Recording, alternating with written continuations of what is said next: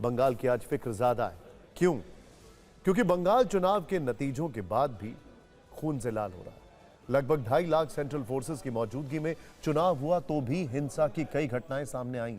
और आज भी जब पुलिस के साथ केंद्रीय बल मौजूद है तो भी कई जिलों से वैसी ही रिपोर्ट आ रही है, जिसमें मारपीट है, झड़प है, हत्या है और बुलडोजर वाला एक्शन है।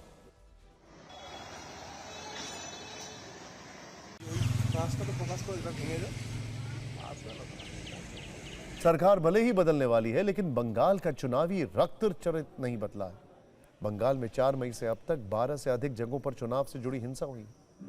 हिंसा की अलग अलग घटनाओं में 4 लोगों की मौत हुई है, जिनमें बीजेपी और टीएमसी के कार्यकर्ता भी हैं। टीएमसी का आरोप है कि 400 से ज्यादा जगहों पर उसके दफ्तरों में तोड़फोड़ की गई है। कोलकाता, आसनसोल, हावड़ा जैसे इलाकों में तोड़फोड़ हुई। इसके अलावा टॉलीगंज, कस्बा, बुरईपुर, फिर करहाटी, बरानगर और बरहामपुर में टीएमसी कार्यालयों में तोड़फोड़ की सूचना है। संदेश खाली में सीएपीएफ और पुलिस की ज्वाइंट टीम पर गश्त के दौरान फायरिंग की गई। डीजीपी के मुताबिक इन मामलों में 200 से ज्यादा एफआईआर हुई हैं, जबकि 433 लोग गिरफ्तार किए गए। राज्य सरकार ने 10 सदस्यीय फैक्ट फाइंडिंग कमेटी की घोषणा की है, जो हिंसा की जांच करेगी। बंगाल में जारी हिंसा के बाद लोगों के मन में कई सवाल हैं। क्या बंगाल में बदलाव के बाद भी कुछ नहीं बदलेगा? क्या जिस तरह से पहले चुनाव के बाद हिंसा हुआ करती थी, वैसी ही हिंसा फिर होगी? हमने बंगाल में हुई हिंसा पर फिक्र की एक वीडियो फाइल तैयार की है, जिसमें बंगाल की विस्फोटक स्थिति का अंदाजा लगाया जा सकता है। देखिए, शुरुआत कोलकाता से करते हैं, जहां कल रात बवाल हो गया। न्यू मार्केट के पास टीएमसी दफ्तर पर बुलडोजर चलाया गया। बुलडोजर से टीएमसी के न्यू मार्केट यूनियन दफ्तर में तोड़फोड़ की गई। कुछ मीट शॉप भी तोड़ी गई। तोड़फोड़ के दौरान भीड़ में बीजेपी का झंडा भी लहरा रहा था। सोशल मीडिया पर टीएमसी नेता महुआ मोइत्रा और डेरेक ओब्रायन ने वीडियो शेयर किया। पार्टी ने इल्जाम लगाया कि बीजेपी की जीत के जुलूस के दौरान पुलिस की इजाजत से ऐसा हुआ। डेरेक ओब्रायन के मुताबिक इस दौरान वहां सीएपीएफ के जवान भी खड़े थे। कई जगहों पर टीएमसी दफ्तरों में आग लगाने की खबरें आई हैं। टीएमसी के अलग अलग सांसदों ने वीडियो पोस्ट किए हैं। उन्होंने आरोप लगाया कि पूरे राज्य में बीजेपी समर्थक टीएमसी दफ्तरों में तोड़फोड़ कर रहे हैं। कल ही बीजेपी और तृणमूल कांग्रेस के एक कार्यकर्ता की मौत भी हुई। कोलकाता के न्यू टाउन इलाके में टीएमसी कार्यकर्ताओं ने बीजेपी कार्यकर्ता मधु मंडल को पीट कर मार दिया। इधर बीरभूम के नानूर में बीजेपी कार्यकर्ताओं पर टीएमसी कार्यकर्ता अबीर शेख की हत्या का आरोप है। उधर दक्षिण 24 परगना में टीएमसी के दफ्तर से पुलिस को धारदार हथियार मिले,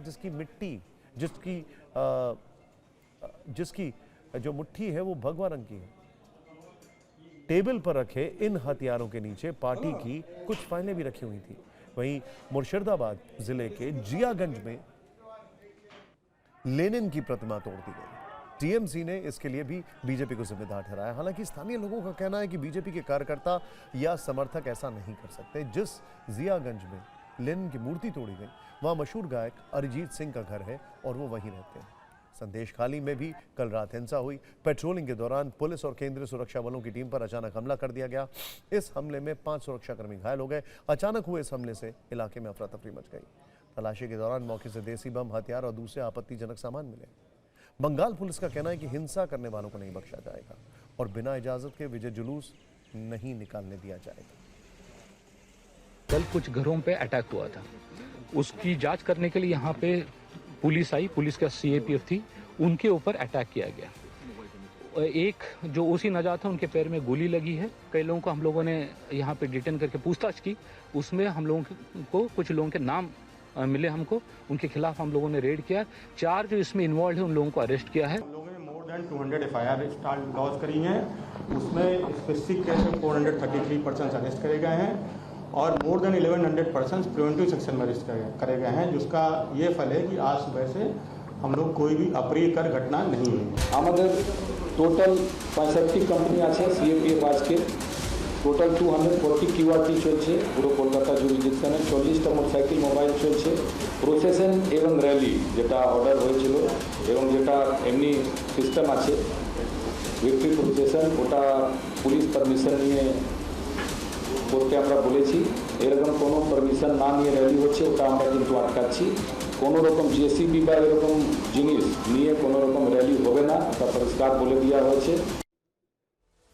हिंसा की बढ़ती घटनाओं को देखते हुए बीजेपी की तरफ से पहल की गई है।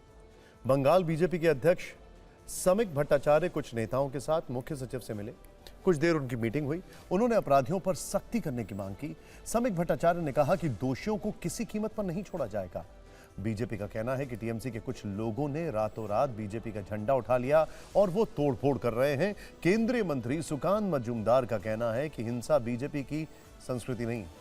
वहीं कांग्रेस ने आरोप लगाया कि लोगों को डराने की कोशिश हो रही है। बॉय आउट भरोसा इनका नारा देके आया था, कम से कम 300 से 400 पार्टी ऑफिस तोड़े गए। कम से कम 150 ऐसे कैंडिडेट्स हैं हमारे जिनके खड़ के अंदर घुस के हमला चलाया गया, जिनके नीचे गराज में या पार्टी ऑफिस में एकदम घुस के तोड़फोड़ मचाया गया। तो ये है बीजेपी का, भाजपा का भरोसा का मॉडल। ये तृणमूल का अंदरूनी झमेला है। तृणमूल का जो इंटरनल फ्यूड है वो भारतीय जनता पार्टी का झंडा हाथ में लेकर हो रहे हैं। एक नेता और नेता को मार रहे हैं, तो ऐसा स्थिति तो होना ही था। बंगाल में हिंसा का एक दौर शुरू हुआ है। जब से नतीजे आए, उसे रोकने की जगह दिल्ली से उन्हें भड़काने का काम, और कोई उसके बारे में बात नहीं कर रहा। रोज डिबेट्स हो रही हैं, बड़ी बड़ी बातें कर रहे हैं। साहब, इनका एग्जिट पोल ठीक हुआ, उनका गलत हुआ, ये हिंदू पार्टी हो गई, वो मुसलमान पार्टी हो गई। शर्म करिए साहब। चोर चोरी के खिलाफ बोलता है। वहां की सरकार करवा भी रही है और हल्ला भी मचा रही है। ये भारतीय जनता पार्टी का 10 नंबरी मॉडल है। 10 नंबरी मॉडल, और 10 नंबरी मॉडल में तो आप जानते होंगे कौन कौन शामिल रहते होंगे। कि टीएमसी के कार्यकर्ता का कहीं भारतीय जनता पार्टी का पटका डाल के, झंडा उठा करके वहां पर आगजनी करने की कोशिश कर रहे हैं, माहौल बिगाड़ने की कोशिश कर रहे हैं। ये फ्रस्ट्रेशन के कारण किया जा रहा है कि जो टीएमसी है ये किसी भी हद तक जा सकती है। बंगाल में हिंसा के बीच कुछ ऐसी तस्वीरें भी आईं जो ये बता रही हैं कि उनके लिए बंगाल में राजनीतिक परिवर्तन का मतलब क्या है।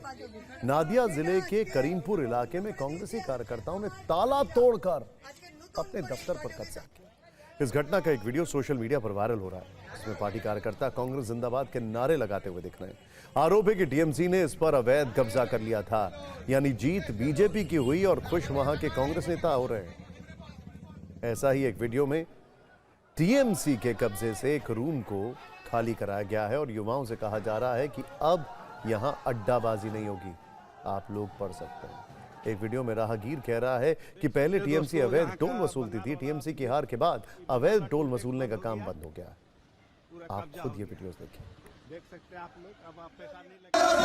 জাতীয় কংগ্রেস, জাতীয় কংগ্রেস, জাতীয় কংগ্রেস। আমাদের পার্টি অফিস যেটা দখল করে রেখেছিল সেটা আমরা দখল মুক্ত করতে এসেছি আজকে। इधर टीएमसी सांसद और ममता बनर्जी के भतीजे अभिषेक बनर्जी के आवास से सुरक्षा घटा दी गई। ममता बनर्जी के आवास की सुरक्षा में भी कटौती की गई। पुलिस के मुताबिक इन दोनों के घर से अतिरिक्त सुरक्षाकर्मी हटा दिए गए हैं, बैरिकेड्स भी हटा दिए गए हैं। जिन घरों के बाहर पुलिस का जमावड़ा रहता था, आज वहां सन्नाटा दिखा। कोलकाता के पुलिस कमिश्नर के मुताबिक इलाके की संवेदनशीलता के आधार पर अतिरिक्त तैनाती को कम किया गया। तो जो भी सिक्योरिटी है वो पूरी सिक्योरिटी उनके पास में है। हाँ, जो उस डिप्लॉयमेंट जो जितना डिप्लॉयमेंट होना चाहिए उसके ऊपर जो एडिशनल सिक्योरिटी थी, जो कि हमारे ये लोगों में नहीं लिखी हुई है, उसको विड्रॉ करके लॉ एंड ऑर्डर काम में लगाया गया। बंगाल से ही दो और पॉलिटिकल अपडेट हैं। बंगाल बीजेपी अध्यक्ष समिक भट्टाचार्य ने बताया कि कोलकाता में 8 मई को शाम 4 बजे विधायक दल की बैठक होगी, जिसमें नेता चुना जाएगा। यह मीटिंग पर्यवेक्षक बनाए गए गृह मंत्री अमित शाह और ओडिशा के सीएम की मौजूदगी में होगी। 9 मई को सुबह 10 बजे शपथ ग्रहण होगा, जिसमें पीएम मोदी, गृह मंत्री अमित शाह और रक्षा मंत्री राजनाथ सिंह समेत 20 राज्य के मुख्यमंत्री होंगे। शपथ ग्रहण समारोह ब्रिगेड ग्राउंड में होगा। इधर ममता बनर्जी ने भी टीएमसी विधायकों के साथ बैठक की है। नेता विपक्ष का फैसला उन्हीं पर छोड़ा गया है।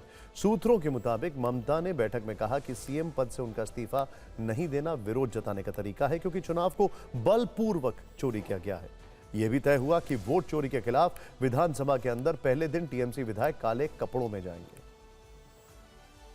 कल 8 तारीख 4 बजे हमारा विधायक दल का बैठक है। विधायक दल की बैठक में नेता चुना जाएगा। और 9 तारीख सुबह 10 बजे प्रधानमंत्री, गृह मंत्री, भारत की शास्त्र मंत्री, हमारा राष्ट्रीय अध्यक्ष, उसका साथ साथ सारा बीजेपी का आला नेता या 20 राज्य की मुख्यमंत्री उस सेरेमनी में उपस्थित रहेंगे। वैसे बंगाल की चर्चा सिर्फ देश में ही नहीं, पड़ोसी मुल्क पाकिस्तान में भी हो रही है। वहां के मीडिया चैनल अपने देश की समस्या से नजरें चुराकर बंगाल के नतीजों पर प्राइम टाइम डिबेट कर रहे हैं। एक्सपर्ट बिठाए जा रहे हैं और चर्चा हो रही है कि बीजेपी ने बंगाल जीत लिया, अब क्या होगा। वहां के एक्सपर्ट इस जीत को विदेश नीति से जोड़ रहे हैं और कह रहे हैं कि भारत और पाकिस्तान की कूटनीति पर इसका बड़ा असर हो सकता है। भारत पाक की लड़ाई अब कोई नहीं रोक सकता है। भारत में एनआरसी और सीए की प्रक्रिया तेज हो सकती है। बंगाल में सत्ता परिवर्तन के बाद पूर्वी सीमा पर सुरक्षा और सख्त होगी। मतलब न लेना एक न देना दो, बस डिबेट मूसलाधार, वो भी भारत के एक राज्य के चुनावी नतीजों पर। चलते हैं तमिलनाडु और वहां का करिश्माई विजय पर दिखाते हैं। तस्वीरें देखिए आप पहले। हम बात दक्षिण के सुपरस्टार विजय थलपति की कर रहे हैं, जिनकी पार्टी टीवीके ने तमिलनाडु के चुनाव में पहली बार में ही उतरकर धमाका कर दिया। डीएमके और एआईएडीएमके जैसी खाटी द्रविड़ पॉलिटिक्स करने वाली मजबूत पार्टियों को सत्ता से कोसों दूर कर दिया है। टीवीके यानी कि तमिलगा वेत्री कजगम अब राज्य में सरकार बनाने के बेहद करीब है और फिल्मी दुनिया को छोड़कर सियासत की पिच पर उतरने वाले टीवीके प्रमुख विजय जोसेफ विजय राज्य के नए सीएम बनने वाले हैं। इसकी तैयारियां काफी जोर शोर से हो रही हैं। तस्वीरें देखें यहां पर। विजय ने आज राजभवन जाके राज्यपाल राजेंद्र विश्वनाथ अर्लेकर से मुलाकात की, गवर्नर से मिलकर सरकार बनाने का दावा पेश किया। सूत्रों से खबर है कि वो 7 मई को मुख्यमंत्री पद की शपथ भी ले सकते हैं। लेकिन तमिलनाडु के नतीजों को अगर आपने ठीक से देखा होगा तो आपके मन में एक सवाल जरूर उठा होगा। टीवीके को जब पूर्ण बहुमत नहीं मिला है तो फिर वो सरकार कैसे बना पाएंगे? 7 मई यानी कि कल वो मुख्यमंत्री पद की शपथ कैसे ले पाएंगे? इसका जवाब हम आपको अब देने वाले हैं, लेकिन पहले तमिलनाडु के नतीजे फिर से देख लेते हैं जिसमें सवाल का जवाब छिपा है। देखिए, 234 सीटों वाले राज्य तमिलनाडु में टीवीके ने 108 सीटें जीती हैं। 35% वोट शेयर भी टीवीके को मिला है। वो सबसे बड़ी पार्टी बनकर उभरी है। इसीलिए दावा पेश करने का पहला हक सिर्फ उसी का है।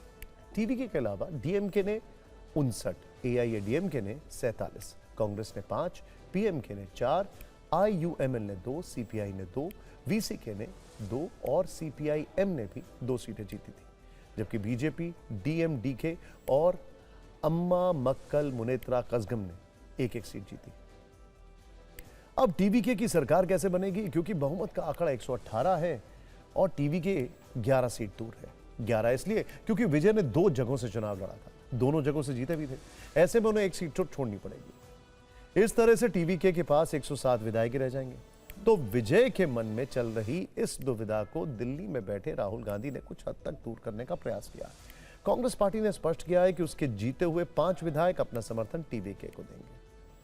हालांकि ये कंडीशनल सपोर्ट है, यह भी कहा जा रहा है। कांग्रेस पार्टी के तमिलनाडु प्रभारी गिरीश चोडनकर ने बयान दिया कि यह फैसला जनादेश का सम्मान करने के लिए किया गया है, यानी राहुल गांधी का हाथ अब विजय के साथ है। वैसे भी आप देखिए तो विजय का झुकाव शुरुआत से ही कांग्रेस की विचारधारा की ओर अधिक रहा है। टीवीके ने जब चुनाव में बंपर जीत हासिल की थी तब विजय के पिता ने खुद अपनी तरफ से कांग्रेस से समर्थन लेने की बात सार्वजनिक तौर पर कही थी।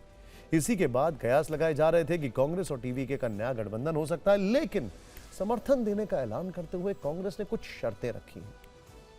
कंडीशनल सपोर्ट शर्तें यह है कि संविधान में विश्वास न रखने वाली सांप्रदायिक ताकतों को गठबंधन से दूर रखना होगा। खबर है कि विजय को इस शर्त से ऐतराज नहीं है, लेकिन अब यहां पेच दूसरा है। विजय आज जब राजभवन पहुंचे तो उन्होंने राज्यपाल को 107+5 यानी 112 विधायकों के हस्ताक्षरों वाला पत्र सौंपा। हालांकि राज्यपाल ने जवाब दिया, कृपया 118 हस्ताक्षरों यानी कि बहुमत के साथ पत्र वापस भेजें। टीवीके ने इसके लिए कुछ वक्त मांगा। इस बीच ऐसी चर्चा भी है कि एआईएडीएमके में एक धड़ा विजय को समर्थन देने का मन बना रहा है, जबकि दूसरा धड़ा ऐसा बिल्कुल नहीं चाहता। वहीं ऐसी रिपोर्ट्स हैं कि विजय ने भी अपनी तरफ से एआईएडीएमके से समर्थन की बात को फिलहाल ठंडे बस्ते में डाल दिया। असल में कांग्रेस ने उन्हें भरोसा दिलाया कि इसकी जरूरत नहीं पड़ेगी और उन्हें उम्मीद है कि राज्य के समान विचारधारा वाले छोटे क्षेत्रीय दल जैसे कि वीसीके, इंडियन यूनियन मुस्लिम लीग, सीपीआई और सीपीएम उनकी सरकार का समर्थन कर सकते हैं। लेकिन 2 सीट वाली वीसीके और इस समय डीएमके की सहयोगी है, उसने अभी तक विजय को समर्थन देने के बारे में कोई फैसला नहीं लिया। वीसीके के अलावा 2 सीटों वाली सीपीआई और सीपीएम और इंडियन यूनियन मुस्लिम लीग ने भी उन्हें समर्थन देने से इनकार कर दिया है। उल्टे सीपीआई और सीपीआईएम के 4 जीते हुए विधायकों ने डीएमके प्रमुख एमके स्टालिन से पार्टी मुख्यालय में जाकर मुलाकात कर ली। इसके बाद लेफ्ट के विधायकों ने दोहराया कि उनका समर्थन डीएमके को जारी रहेगा। इसी तरह से इंडियन मुस्लिम लीग के 2 नवनिर्वाचित विधायकों ने भी स्टालिन से मीटिंग की है, यानी विजय पथ पर आगे बढ़ रहे हैं। विजय की राह शायद अब मुश्किल होती जा रही है। विजय बाकी की 6 सीट का जुगाड़ कैसे कर पाएंगे, वो सरकार कैसे बना पाएंगे, इस पर सबकी नजर है। हम आपको बताते रहेंगे। दिल्ली से लेकर तमिलनाडु तक कांग्रेस के बड़े नेता टीवीके के साथ बने इस नए समीकरण पर क्या कुछ बोले, ये जानना जरूरी है।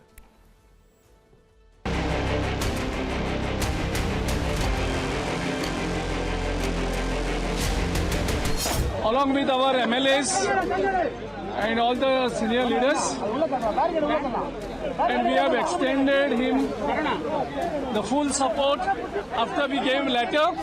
We spoke with Congress President Kharge ji, Leader of Opposition Rahul Gandhi ji, and General Secretary of Organization Venugopal ji, and he thanked all the 3 leaders for their support and the letter that we have submitted him today.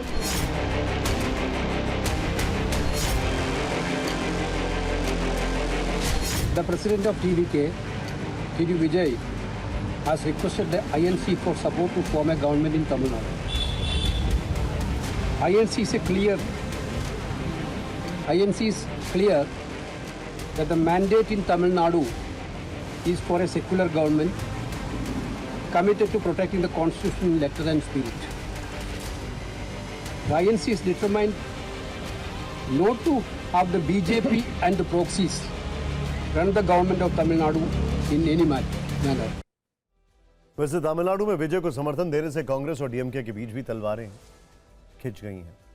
Congress के फैसले पर DMK प्रवक्ता सर्वनन अन्नादुराई ने कहा है कि हम विजय को 7 मई को शपथ लेने पर शुभकामनाएं देते हैं। कांग्रेस ने टीवीके को अपना समर्थन दिया है और इसीलिए हमने इसे पीठ में छुरा घोंपने जैसा माना है।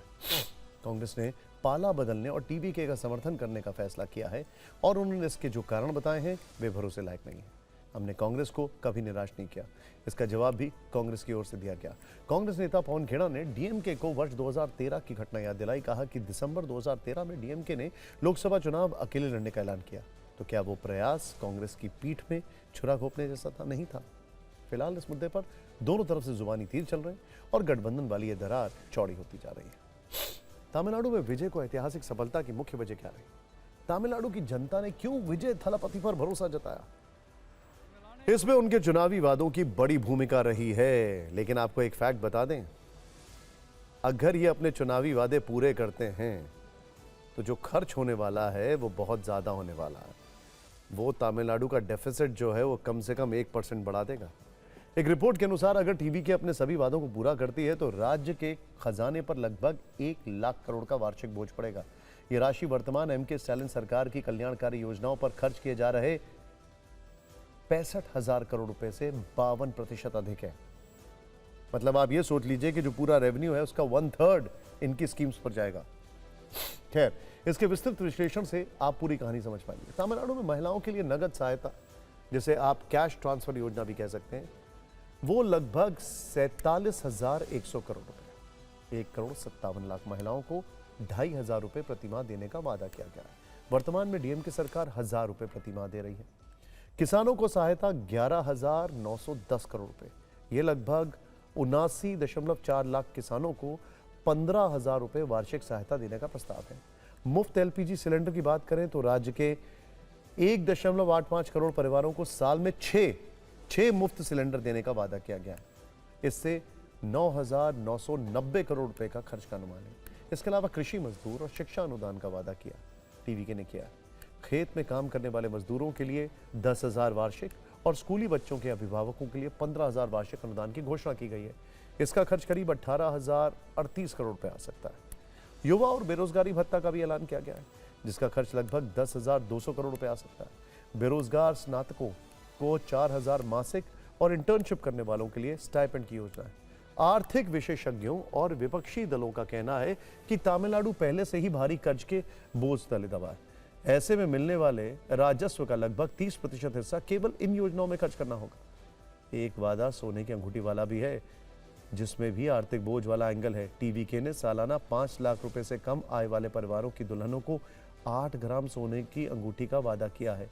वर्तमान में 22 कैरेट सोने की कीमत 14,000 रुपए प्रति ग्राम अगर माने तो लगभग 1.12 लाख रुपए प्रति लाभार्थी खर्च का अनुमान होगा। तमिलनाडु में हर वर्ष 4 से 5 लाख शादियां होती हैं। एक रिपोर्ट के अनुसार 60% परिवार विजय की स्कीम के तहत फिट बैठते हैं। मतलब ये कि हर वर्ष लगभग 2,70,000 दुल्हन गोल्ड की हकदार हो सकती हैं। ऐसे में सिर्फ दुल्हनों को 8 ग्राम सोना देने में 3,000 करोड़ रुपए का से ज्यादा का खर्च का अनुमान है। इसके अलावा हर नवजात को गोल्ड रिंग देने का भी वादा किया गया है।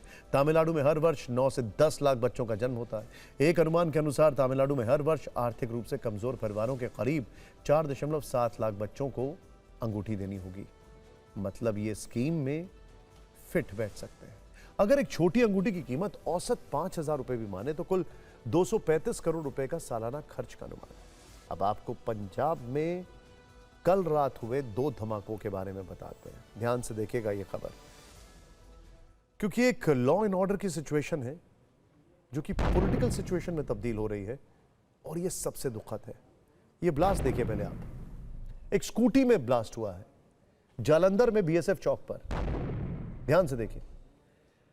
अब वहां सियासी ब्लास्ट हो रहे हैं। ध्यान से देखिएगा। बीजेपी, आम आदमी पार्टी और कांग्रेस के बीच बयानों का जो दौर शुरू हुआ है उनकी तीव्रता बहुत ज्यादा है। लेकिन पहले 2 तस्वीरें देखें। ध्यान से देखिए दोनों तस्वीरें, जिसमें पंजाब की नई चिंता है। कल रात पंजाब के 2 शहरों में 2 धमाके होते हैं और बीती रात जालंधर में बीएसएफ हेडक्वार्टर के बाहर ब्लास्ट हुआ तो अमृतसर के कैंट एरिया में विस्फोटक फेंका गया। राहत की बात यह रही कि दोनों ही धमाकों में किसी की जान नहीं गई, लेकिन सीसीटीवी फुटेज आ चुका है। जांच जारी है। कनेक्शन अब पाकिस्तान तक जाता दिख रहा है। पंजाब के जालंधर में पहला धमाका हुआ बीएसएफ पंजाब फ्रंटियर हेडक्वार्टर के बाहर हुआ, जो काफी जबरदस्त था। वीडियो में दिख रहा है कैसे स्कूटी में अचानक तेज ब्लास्ट हुआ और तुरंत आग लग गई। धमाका होते ही पास खड़ा एक शख्स वहां से भागता है। इस मामले में पुलिस ने एक डिलीवरी बॉय को हिरासत में ले लिया है। इसके करीब 3 घंटे बाद अगला धमाका अमृतसर में होता है, जिसकी लोकेशन थी आर्मी कैंट एरिया। देखिए, दोनों सिक्योरिटी फोर्सेस का एरिया है। पंजाब पुलिस के मुताबिक किसी व्यक्ति ने बाहर से विस्फोटक कैंट की बाउंड्री वॉल की ओर फेंका, जिसके बाद ये धमाका हुआ। लेकिन सवाल यह है कि इन दोनों धमाकों का कनेक्शन पाकिस्तान से, और क्या इसका रिमोट हसीम मुनीर और पाकिस्तान की खुफिया एजेंसी आईएसआई के हाथ में था? अब तक की जांच के अनुसार जालंधर अमृतसर ब्लास्ट में आईडी के इस्तेमाल की आशंका है। धमाकों का लिंक पाकिस्तान से होने का शक बताया जा रहा है और इसी एंगल से जांच भी जारी है। पुलिस को शक है कि ब्लास्ट में खुफिया एजेंसी आईएसआई का कनेक्शन हो सकता है। यह भी शक है कि ऑपरेशन सिंदूर की सालगिरह से पहले पूरी साजिश के साथ ये धमाके किए गए। वैसे जालंधर में हुए ब्लास्ट की जिम्मेदारी खालिस्तान लिबरेशन आर्मी ने ली है, लेकिन पुलिस का कहना है कि इस नाम का कोई संगठन नहीं है। दावा है कि KLA का नाम ISI प्रोपेगेंडा के इस्तेमाल कर।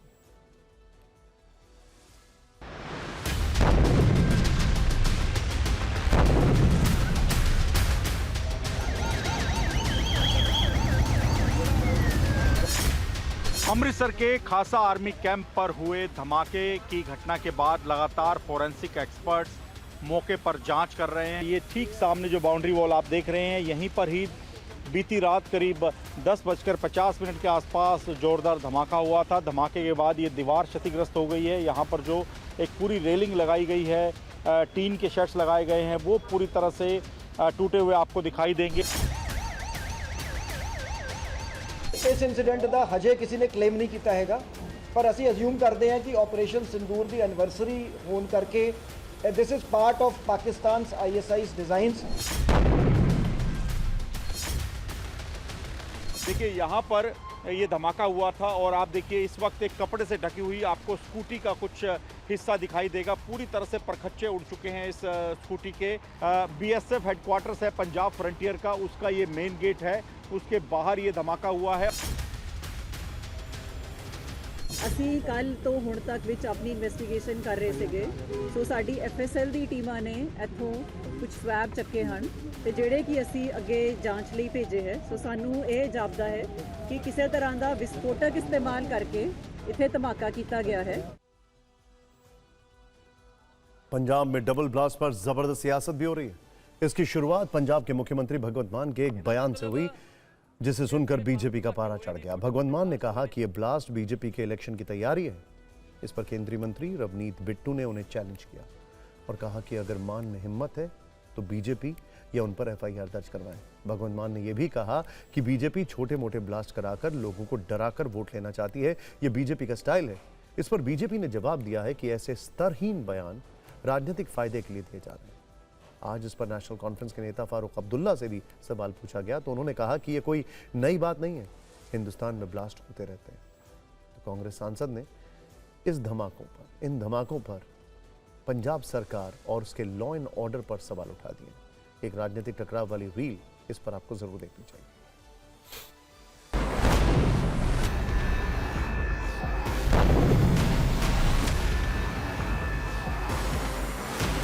बीजेपी का ये स्टाइल है काम करने का। जिस स्टेट में इलेक्शन लड़नी है पहले वहाँ पे दंगे करवा दो, छोटे मोटे धमाके करवा दो, कुछ आपस में लड़ाई करवा दो, धर्म और जाति के नाम पे बांट दो लोगों को। ये बीजेपी की पंजाब की तैयारी है। जिस प्रकार राजनीतिक फायदे के लिए अरविंद केजरीवाल जी के कहने पर भगवंत मान जी ने ये बयान दिया, यह देश को तोड़ने वाला है, संवेदनहीन बयान है, निंदनीय बयान है।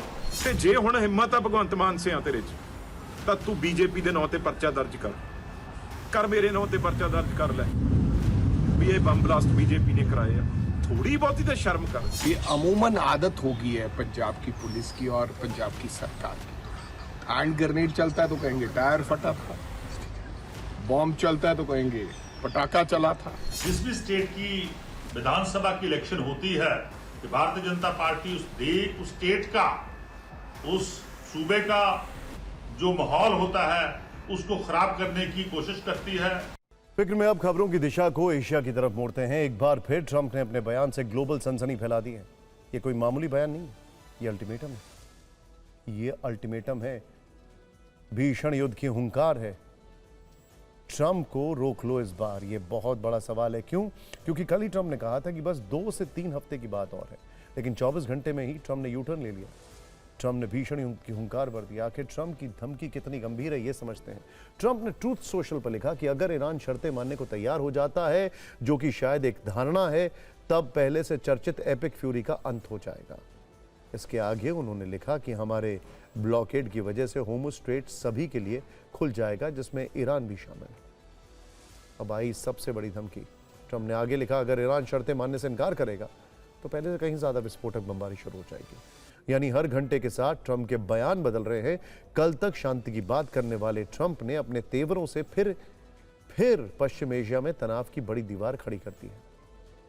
यहीं से शुरू हो रहा है सबसे बड़ा कंफ्यूजन। ट्रंप की बातों में युद्ध है, लेकिन ट्रंप के मंत्री शांति की बात कर रहे हैं। ट्रंप ईरान की संपूर्ण विनाश की धमकी दे रहे हैं, तो वहीं ट्रंप के मंत्री कह रहे हैं कि ऑपरेशन एपिक फ्यूरी खत्म हो चुका है।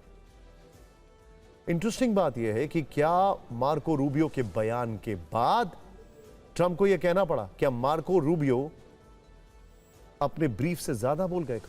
कल मार्को रूबियो ने क्या कहा? ऑपरेशन एपिक फ्यूरी खत्म हो चुका है, हमने अपने लक्ष्य को हासिल कर लिया, हम और तनाव नहीं चाहते, हम शांति का रास्ता चाहते हैं। राष्ट्रपति ट्रंप ईरान से एक डील चाहते हैं। यानी डोनाल्ड ट्रंप की भाषा और मार्को रूबियो की भाषा में जमीन आसमान का फर्क है। अब सवाल उठता है कि अगर अमेरिका के विदेश मंत्री कह रहे हैं कि ऑपरेशन एपिक फ्यूरी खत्म हो चुका है, अगर अमेरिका ने अपने सभी टारगेट हासिल कर लिए हैं, तो फिर अमेरिका धमकी क्यों दे रहा है?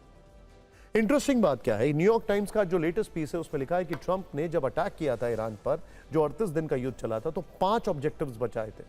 उनमें से सिर्फ एक ऑब्जेक्टिव लगभग पूरा हुआ है, वो है ईरान की नेवी को खत्म करने वाला।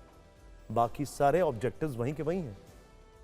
दरअसल अमेरिका शांति की टेबल पर नहीं बल्कि बमबारी की टेबल पर है। ऑपरेशन एपिक फ्यूरी अमेरिका के लिए उसी खेल की तरह है जिसमें वो जब चाहे बयान बदल सकता है, जब चाहे युद्ध छिड़ सकता है, जब चाहे अपने वॉरशिप और एयरक्राफ्ट कैरियर हटा सकता है, लेकिन ईरान को कमजोर आंकने की गलती नहीं कर सकता, क्योंकि ईरान ने जो जवाब दिया है उससे ट्रंप जरूर थोड़ा आहत होंगे।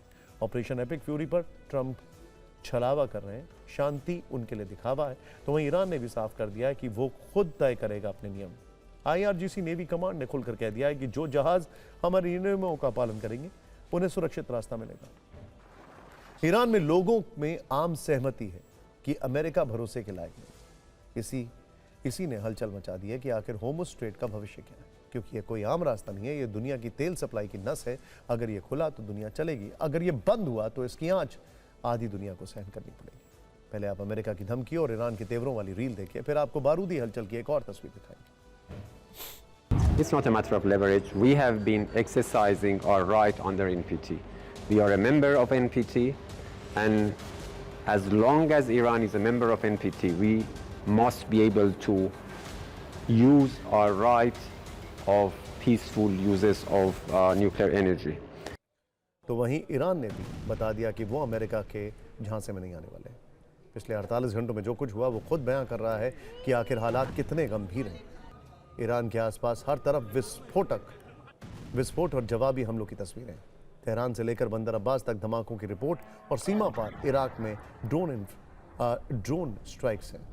अमेरिका ने अपने नागरिकों को ईरान छोड़ने की चेतावनी दी है, तो वहीं ईरान ने साफ कहा है कि जब तक उसे पूरी तरह संतुष्टि नहीं हो जाती तब तक उसके पास आत्मरक्षा का अधिकार है। आखिर किस तरह सीज फायर के बीच युद्ध वाली आग और भड़क रही है, इस रिपोर्ट में देखें।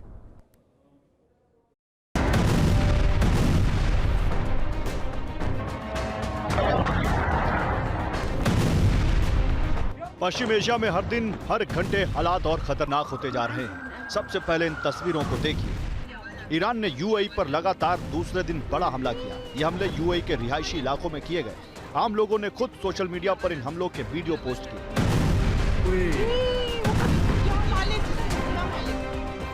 ईरान के हमलों के बाद यूएई में डिफेंस फोर्स हाई अलर्ट पर है। यूएई के रक्षा मंत्रालय ने दावा किया है कि उसने कुछ ईरानी मिसाइलें भी इंटरसेप्ट की हैं।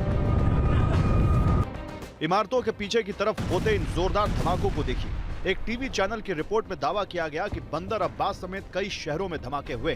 धमाकों की ये आवाज केश बुशहर और सिरिक शहर तक सुनी गई। अब इस तस्वीर को देखिए। ईरान ने सीमा पार ड्रोन हमले का दावा किया है। ये हमला इराक में कुर्दिस्तान के कुमाला पर किया गया। सुलेमानिया के पास की गई ड्रोन स्ट्राइक में कई लोगों के घायल होने की खबर है। अब भीषण आग की इन तस्वीरों को देखिए। सीज फायर के बाद भी ईरान के ड्रोन हमले जारी हैं। इराक में ईरान ने बड़ा ड्रोन अटैक किया। यह हमला सुलेमानिया में कोमाला मुख्यालय पर किया गया। ईरान ने विरोधी कुर्द गुटों पर शाहेद ड्रोन से हमला किया। उत्तरी इराक में कुर्द ठिकानों पर स्ट्राइक की गई। रिपोर्ट में दावा किया गया है कि ईरान के टारगेट पर कोमाला और PDKI कैंप है। इसके चलते उसने इराक में गर्दे चाल और सुरदश कैंप पर हमला किया। फरवरी से अब तक वहां 800 से ज्यादा हमले हो चुके हैं। ईरान ने साफ कर दिया है कि वो अपने दुश्मन पर इस तरह बारूद बरसाता रहेगा। From all the other targets, UAE especially was highly targeted. Any country that allows its territory or its assets or its installations be used by the aggressors to attack another country is regarded as complicit. So what we did in reaction to American-Israeli attacks against Iran was in exercise of self-defense, and we have made it clear that we have no enmity or animosity with any country of the region. What we did was exactly defending Iran's territory and sovereignty against the यकीन मानिए कि TV9 इस युद्ध के दौरान पहला channel है जो ईरान पहुंचा, एंड थैंक्स टू सुमेरा जिनकी ये कवरेज आप नॉन स्टॉप देख रहे हैं। दुनिया अब तक तेल को लेकर होर्मुज़ स्ट्रेट को सबसे संवेदनशील इलाका मानती थी, लेकिन अब खतरा बदल रहा है। अब जंग सिर्फ तेल की नहीं है, पानी की भी हो सकती है। यूएई अपने 90% से ज्यादा पीने की जरूरत समुद्र के पानी को साफ करके पूरी करता है, यानी डीसैलिनेशन प्लांट्स इस पूरे सिस्टम की जीवन रेखा है।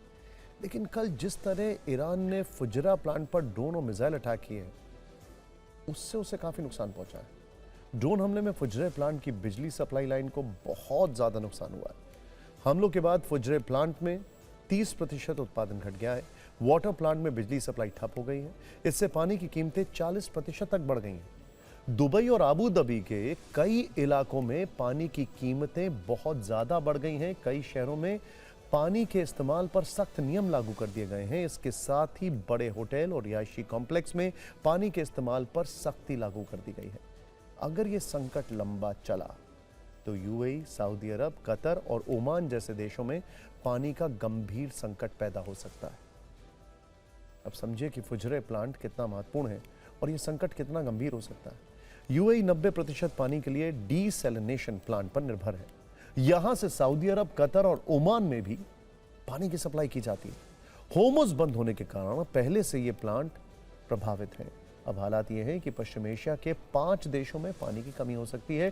फुजरे पर हमलों के बाद कतर ने डीसैलिनेशन प्लांट की सुरक्षा बढ़ा दी गई है। यानी हम कह सकते हैं कि अब तेल के बाद ईरान ने पानी को हथियार बनाते हुए यूएई पर प्रहार किया और इसने खाड़ी में एक नया वाटर वॉर शुरू कर दिया। आर्थिक तंगी के बीच पीएम शहबाज शरीफ सरकार और फील्ड मार्शल असीम मुनीर के फैसले पर सवाल उठ रहे हैं। पाकिस्तान खुद को इस्लामिक राष्ट्र कहता है, जहां शराब को लेकर सख्त धार्मिक मान्यताएं हैं, लेकिन अब वही पाकिस्तान शराब के निर्यात से फुल स्पीड पर कमाई कर रहा है। सवाल यह है कि बात जब पैसों की आई तो क्या मजहबी उसूल पीछे छूट गए? और जो संगठन हर मुद्दे पर इस्लाम का झंडा उठाते हैं वो इस फैसले पर खामोश क्यों हैं? पूरी रिपोर्ट देखें।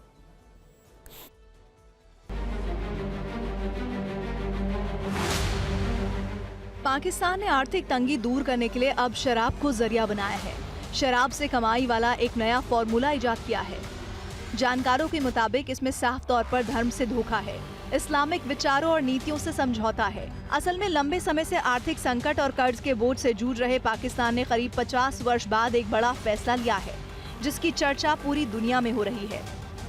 पाकिस्तान ने 50 साल बाद शराब का निर्यात शुरू किया है। इसकी कहानी ये है कि पाकिस्तान की सरकार ने 160 साल पुरानी कंपनी मुर्री ब्रेवरी को शराब आयात की अनुमति दी है। नोट करने वाली बात यह है कि वर्ष 1977 में जुल्फिकार अली भुट्टो ने शराब बेचने पर प्रतिबंध लगाया था। अब अनुमति मिलने के बाद पाकिस्तान की शराब कंपनी मुर्री ब्रेवरी ने अप्रैल 2026 से शराब की पहली खेप को भेजना भी शुरू कर दिया है। इससे जुड़ी आगे की कहानी जानने से पहले एक बार समझते हैं कि जुल्फिकार अली भुट्टो ने आखिरकार अप्रैल 1977 में शराब पर प्रतिबंध क्यों लगाया था। उस समय खुद शराब पीने वाले भुट्टो पर इस्लामिक दलों का भारी दबाव था और इसके बाद भुट्टो ने फैसला लिया कि पाकिस्तान में शराब सभी नागरिकों के लिए नहीं, बल्कि पाकिस्तान में रहने वाले गैर मुस्लिम नागरिकों और विदेश से आने वाले मेहमानों को ही मिल सकेगी। इसकी आपूर्ति मुर्री ब्रेवरी करती थी और ऐसे लोग सरकार द्वारा पंजीकृत दुकानों से ही शराब खरीद सकते थे और पहले से निर्यात स्थानों पर ही सेवन कर सकते थे, सार्वजनिक तौर पर नहीं। जिस तरह भुट्टो इस्लाम के प्रति कट्टर थे, उसी तरह उस दौर में उनका तख्ता पलट करने वाले जनरल जिया भी यही सोच रखते थे।